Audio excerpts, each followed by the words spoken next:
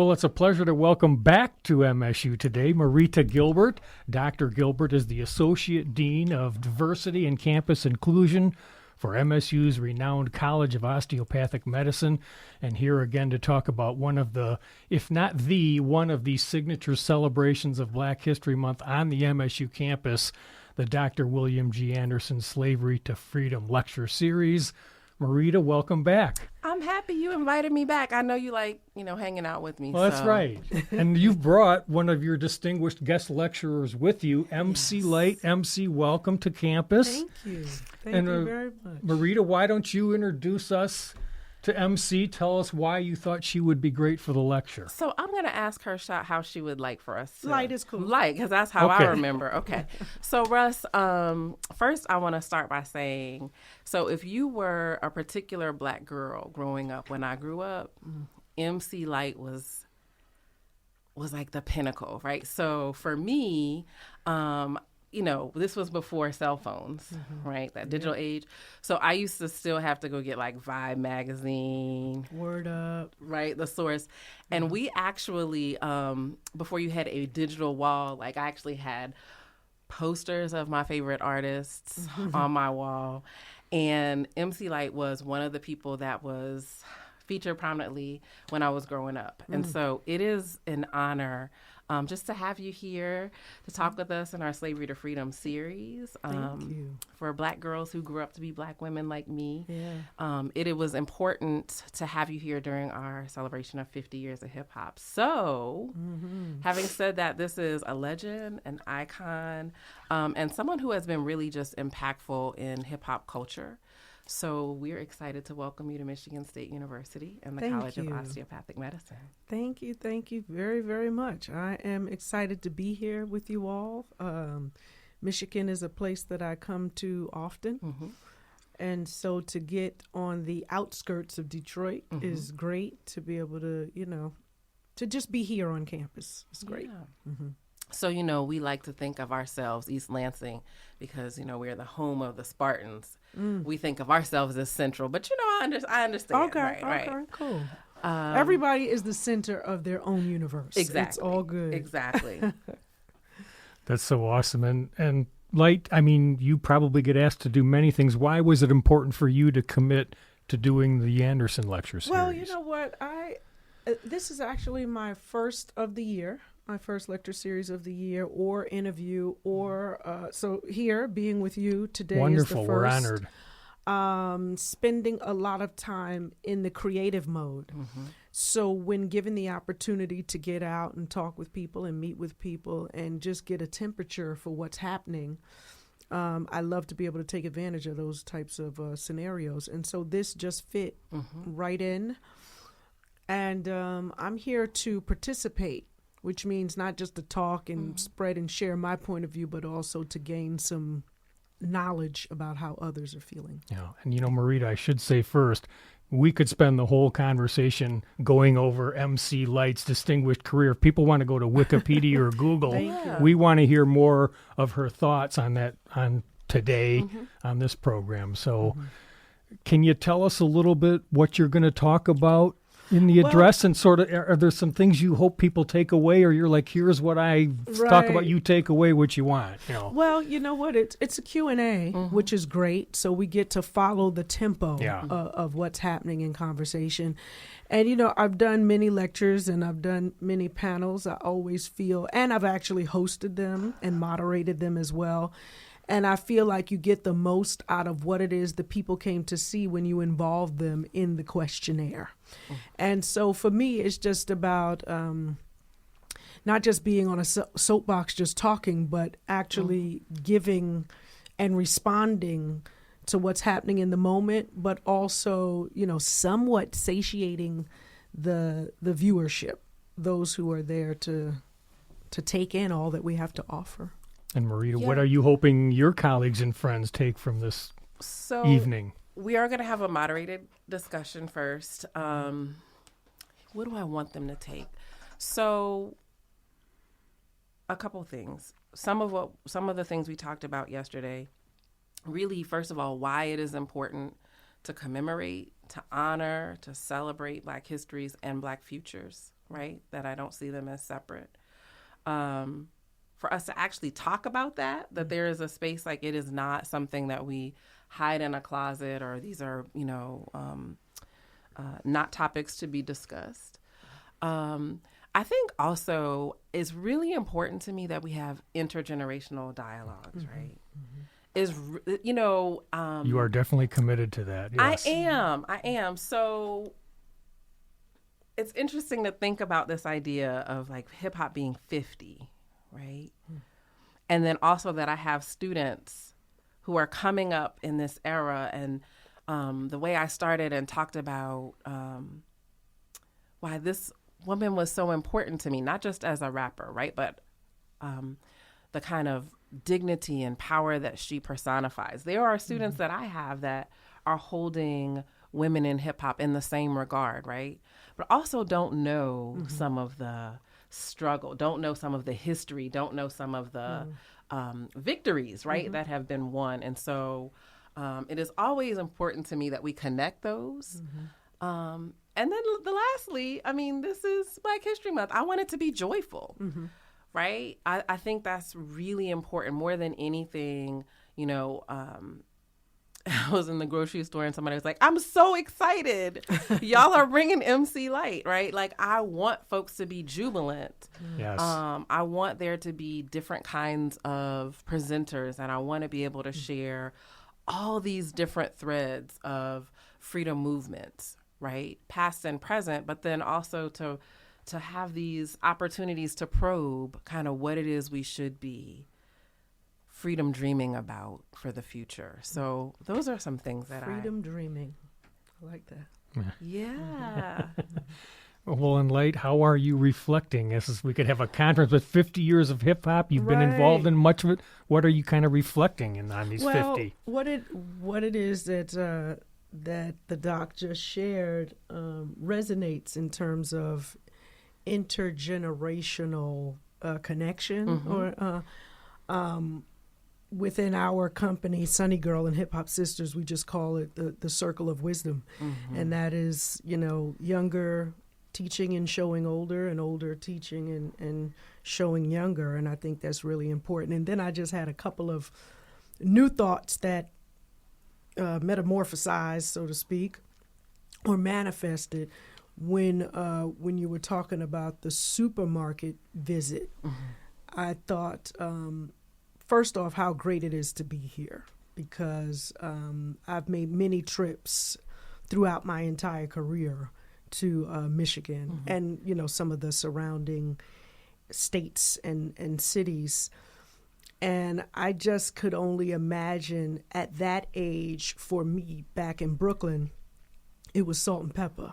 It was, Sha Rock many years ago, but Roxanne Shante, and, it was just a bunch of women who stood for not just equality, but stood against misogyny, and also just stood as, beacons of strength.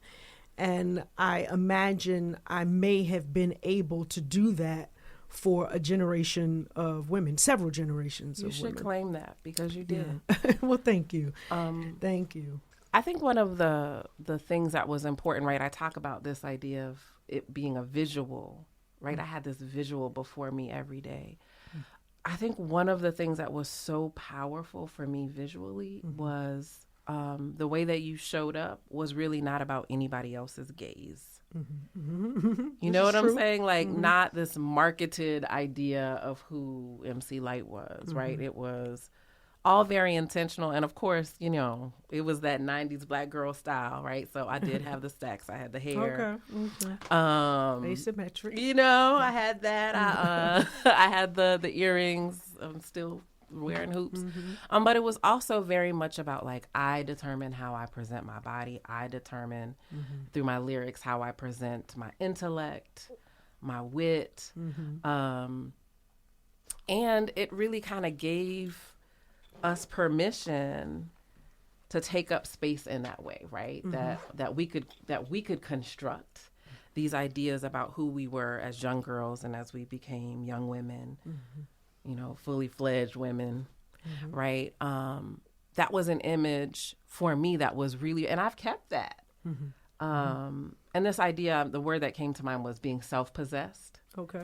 Right? Even in the midst of the clamor, right? Like, oh, well, maybe you should be more feminine, or maybe you should dress this way. And for some of us, right, that determination to declare, no, this is who I am. And this is who I'm going to be. And you can take it and leave it, right? And whether or not that was an artistic vision, whether that was professionally, whether that was, I started my career in athletics. There were not a lot of Black women in athletics at the time. I work in medicine now. There are still not a lot of Black women in medicine.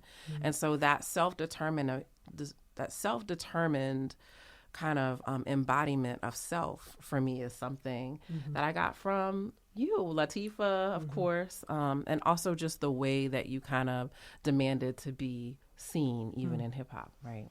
Yeah. Well, you know what's interesting? Yes, it was extremely intentional to be free. And because we were so early in the game, no one tried to regulate or tell us that we had to show up any other way but ourselves. They didn't tell us what to rhyme about. They didn't tell us how to be, or, what to dress like, or they just let us be ourselves. And it wasn't until they realized, oh my goodness, okay, so we had such a win in this area with this artist. Now we're going to cookie cut all of them to be like that. And, it's happened across the board, not just with women, but also with the guys. Yes. And so if you happen to fall into those sort of boxes of what their possibilities are, then you're good to go. I just happened to come before a lot of the regulated situations came about. So when I think of even just my lifetime, right? So we had you, we had Latifah, we had Moni Love. I remember Salt and Pepper because they were the early, like, oh no, and we're going to be able to talk about our sexuality if we want to, right?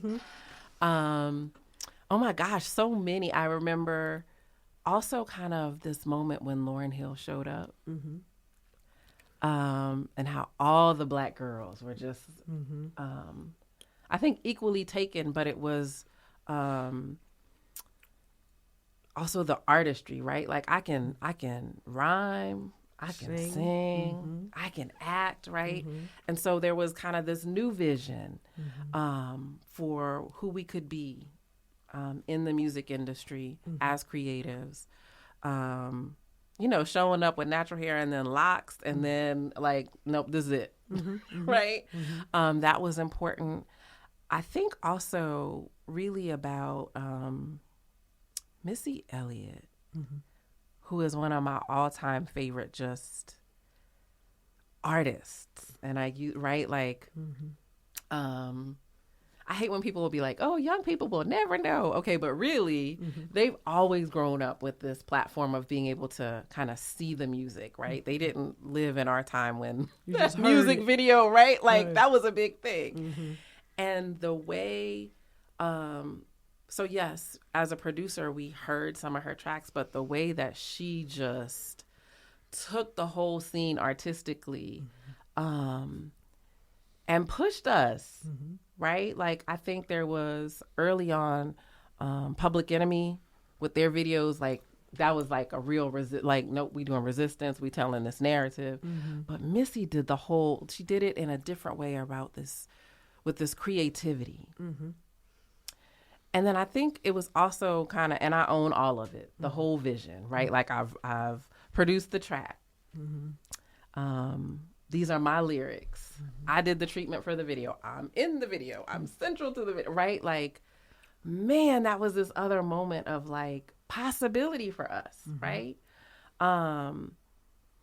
Which was, it can all be about my vision and the service of my vision, right? And so I think it did open up the doors for us to have a number of other women to come through and to be free, to be wholly themselves creatively. Well, sort of, right? Like we still have some marketed kinds of imagery, but But again, like it was that next step in the moment of like, no, I can do all these things. Mm-hmm. Mm-hmm. And for little girls that grew up to see like, oh no, all these things are possible. Mm-hmm.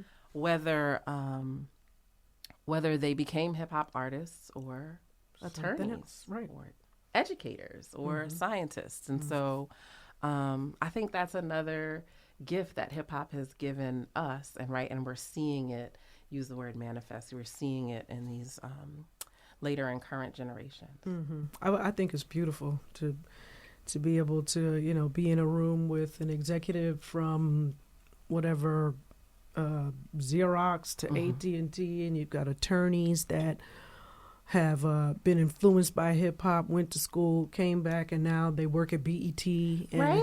you know, it's just generations of people who have been hopefully inspired, but also influenced in many ways by hip hop. And they get to give back in any form that they choose. But more importantly, it's important to me that as we get older, that we feed into the younger generation the good things that we were, the positivity that we were able to extract from hip hop and put into our own lives and situations. And so I think we just need to keep telling the good story. So can I tell you a personal example? One of my students, I often have music playing in my office. Okay. It's just the way it is. Right? It just is that. Right. And one of my students was coming by just, you know, for a chat, and knew, you know, how I love music. I think Missy was playing. And she was like, Dr. G, if you like Missy, let me put you on. So opens her laptop and then introduces me to Tierra Whack. And we literally just got off the phone with No her. kidding. Listen, I was like, oh my God. And she was talking about like, no, look, this is how this connects. You know what she wants to be? A graphic artist. Okay. And that's part of what she loves, right? And so I was like, yes. Yeah. So when I talk about this idea of these intergenerational kind of connections, you know, they don't have to do what we did. They don't have to do it the way we did it or even in our platform. But I love that moment of connection and discovery, right? And that we're able to share that with our students. Dr. G. So you are now working with a 5-year-old, which for me is Little like, Van. Yeah. Isn't it something? It's like, it is. it's so, I really don't like the term magic because, you know, there's so much that we do behind the scenes. We do hard work, you know, so nothing is really magical about it. But there are miracles. There are small miracles that happen throughout the day. And if you pay attention, you can be touched and struck by them all the time. And Van is a little miracle to me. She is such a blessing to our team and certainly to her family. And so we're looking to really do some great work with her. Yeah. Can I ask you, what would be your message to young people right now? You know, this is a really interesting moment in our nation. Yeah, it's a hard one. And I think this isn't related only to young people, right? But I always feel like the promise lies in young people and their energy, right? So I usually try to start there. What words of encouragement would you give to young people who are living in this moment right now and may feel discouraged? You know, in the higher ed space, we've had some losses. We had just this year 2 Black women who were presidents of universities die suddenly. Another who was a vice president, a provost, who died by suicide. It is alleged that she was being bullied in her role, right? We have a university president who eventually resigned, So that. right, after some pretty intense attacks, right? So what do you say to young people who are really just trying to navigate the moment and who may be asking, well, why should I be excellent? Why should I risk or dare to fly that close to the sun if it exposes me in such a way that I am vulnerable to being taken down by people who have malicious intent? Right. What do we say that gives them kind of a hope or a vision for the future?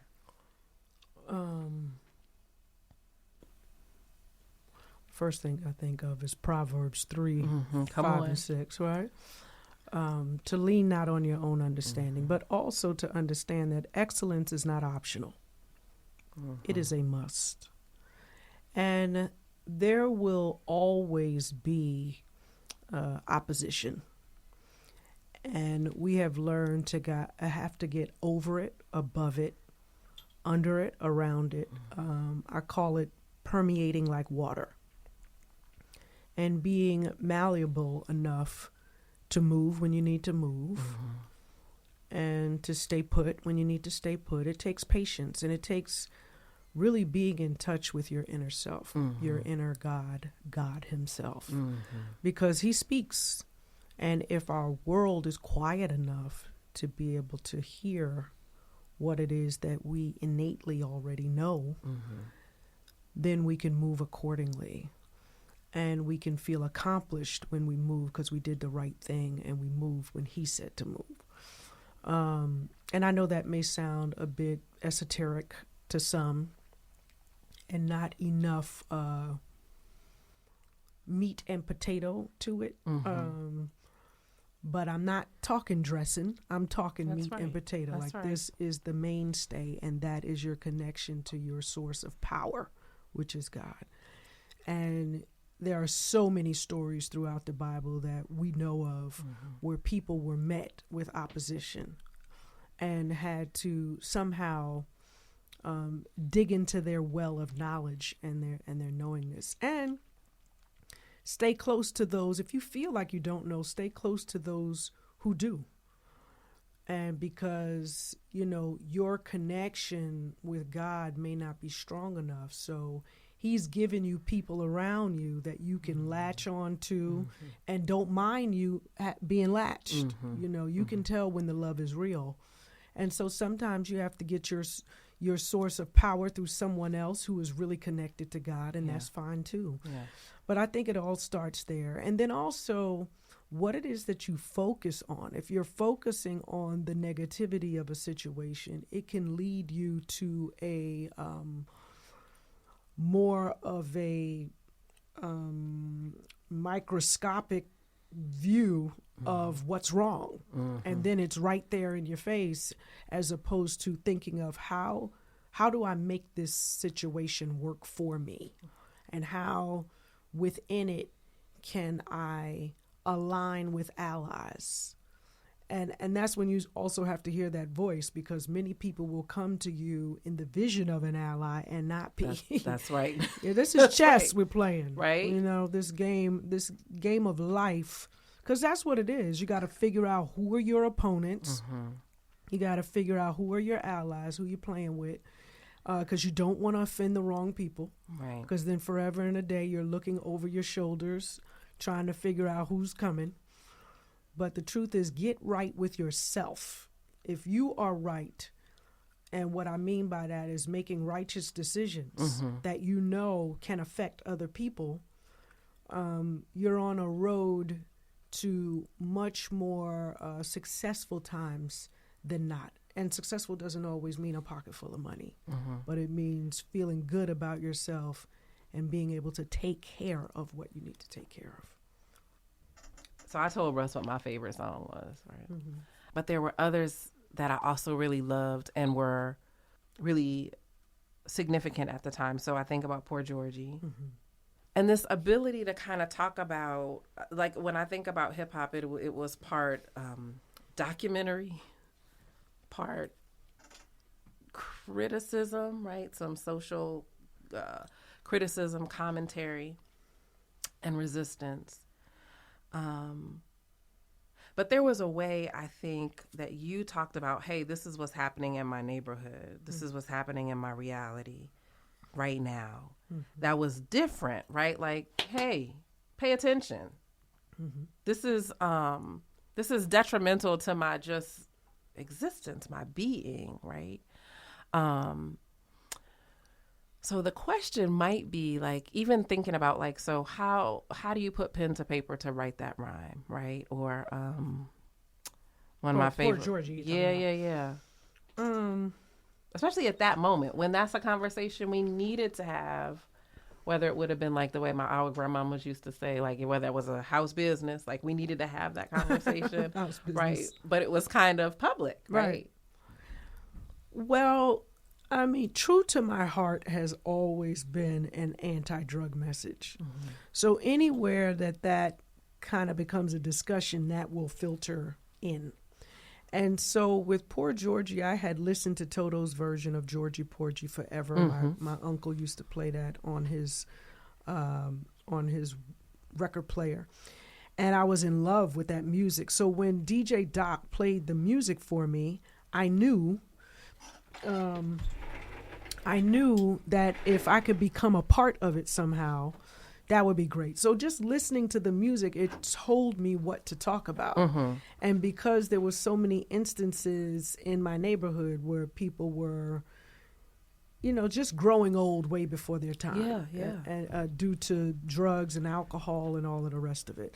So I just created a story that, at the end we lost Georgie. Yes. But I was just trying to leave a pronounced impact on the listener or profound impact on the listener so that they could really question whether or not they needed to participate in drugs or alcohol because of the dangers that were involved.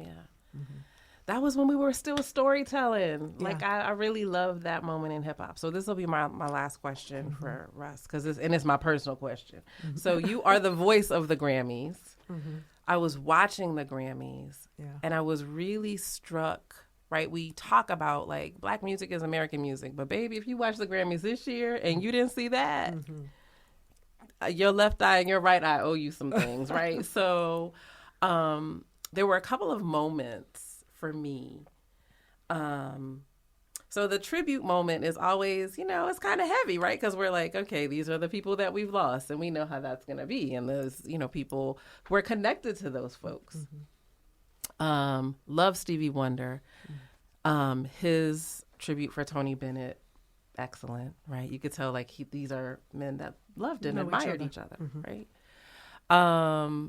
Losing Sinead O'Connor, rough, right? Because, again, I remember growing up. But, honey, and not just because I'm from New Orleans, but that John Baptiste, let me tell you something. It's something about the power of music to shift energy. And I watched the energy shift. That's right. And it is, it's the musicianship, yes, right? But even I saw him talking to two audiences, the one that was in that room, those who were viewing, like, listen, I know it's really hard right now. And also, let me show you how we get through it, right? For Ann Nesby, by the way, like, now if we gonna do a thing, let's bring Ann Nesby.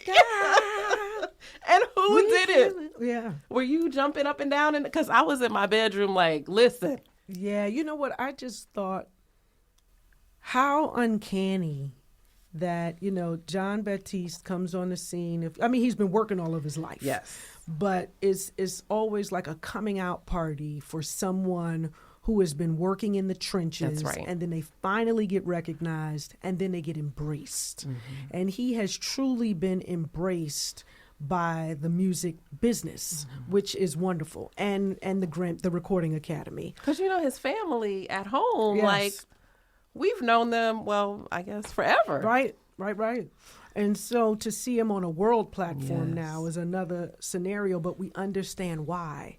And that is, I saw him go from, I think he did 3 different numbers in that presentation.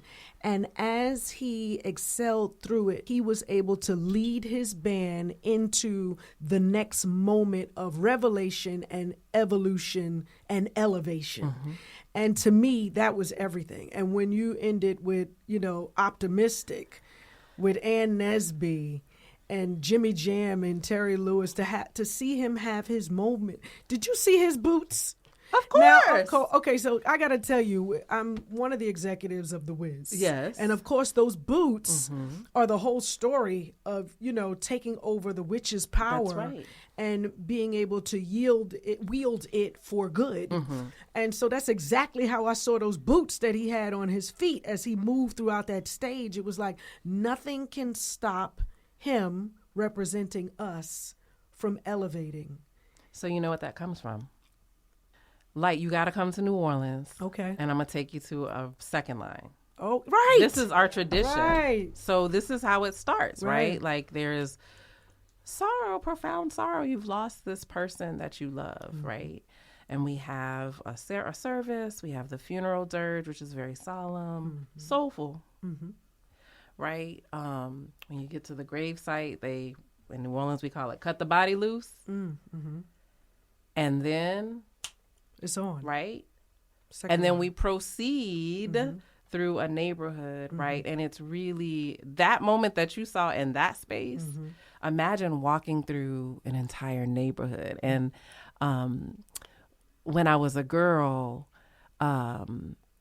if you heard that sound, it was a couple things. Now, my mama loves the second line. Like, she loves the second line like she's left us. Okay. She's gone. Because when she hears the music, you're supposed to already know this is not a drill. But I remember, you could be in your house, and if you heard, usually the second liners, right, those of us who are the revelers were following the procession. You might have just a bottle and a stick, and you're keeping time following. If you heard a tambourine, the trumpet, literally turn off what you were cooking. Like, you will run out of your house and you follow the band. And it really does have that transformative power of like, this is not a pretty moment. Right. This does not feel good. Right. And yet. We're going to find it. And so when I watched it on TV, I saw literally the people jumping out of their seat, right?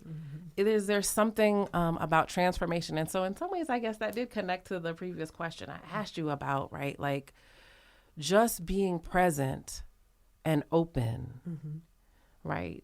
When that breakthrough happens, like just continue to push because excellence is not an option. Oh, but when you get to that moment, right, of release, and your spirit feels free. We talk about freedom movements, the power of music and freedom movements. Man, that's such an experience. And so, real talk. Now, you come to New Orleans, we're going to eat at my mama's house. Okay.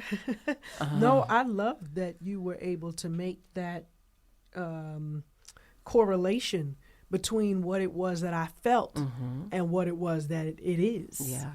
And what you all grew up with in New Orleans. And we learned that. Yeah, he took us through what he knew and what he knows. And so he did a fantastic job because I felt that. I felt us going through the levels of release. How'd y'all collect yourselves? Because it went to commercial for us.